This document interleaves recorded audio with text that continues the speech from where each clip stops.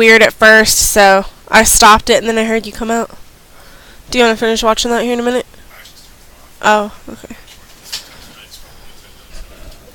Okay. Alright, I'm gonna do this. Love you.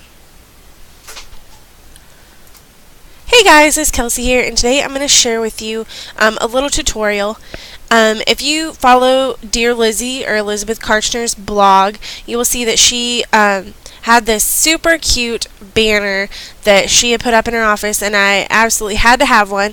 Lucky for me, she had used a cut file from the Silhouette store, and she cut out these pieces with the silhouette, and she made it all together into a banner, which I will show you my finished banner on my blog.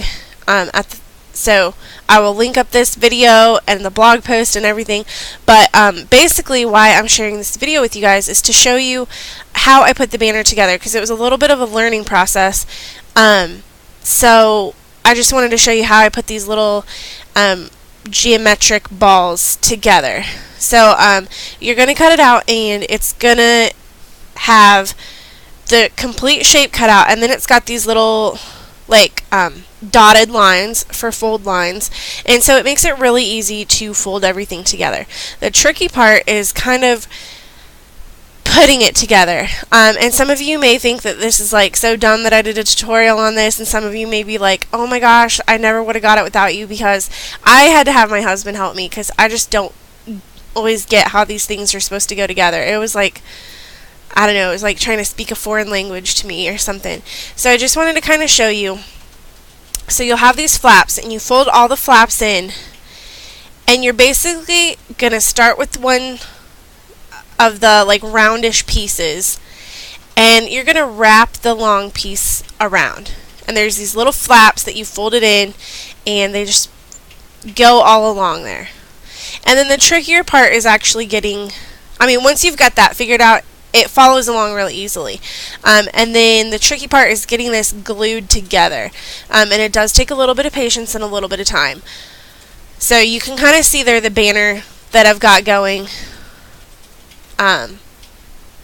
Like I said, I'll show a picture of my finished banner and where it's hanging in my office, so you guys can check that out. But to seal the end, or seal this piece and put it all together, I actually use glossy accents, because I found that my little dot runner, it didn't have enough dimension to it to hold the paper together, because it's not a perfect shape. Maybe it should be, or maybe it could be, but I just didn't fold it very good. So you got to kind of work it in there, and then you've got to hold it in place, gently but firmly. And I already put the twine through there, because I am making a banner with these little balls, just like Elizabeth Karchner did. And I will share a link on my blog to the silhouette shape, so if you want to do this too, I'll link it up, and you can just, like I said, it cuts out on your silhouette. So I just thought this was a super cute cut file, and I'm so excited that I was able to do this.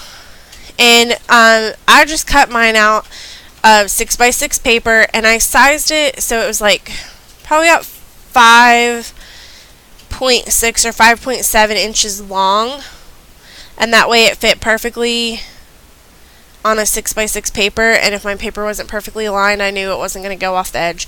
And I actually purposely chose papers that I might not have completely loved, or papers that I didn't know how I would work with, because I thought it was going to be like such a small format, and it's just like a decoration in my office, that I felt like that was a good use. So again, here I'm going to go, and I'm going to just use my little dot runner and just go on the very edges of those flaps. And you could use whatever glue you have. I went ahead and did the glue dots on every little flap, and then again I used the glossy accents at the end. And I tried using Tombow Mono multi-glue, but that glue just does not work as good for me. So there again, you're going to see, you just start it out right there, and I didn't get enough adhesive on there, but it just wraps around it really easily.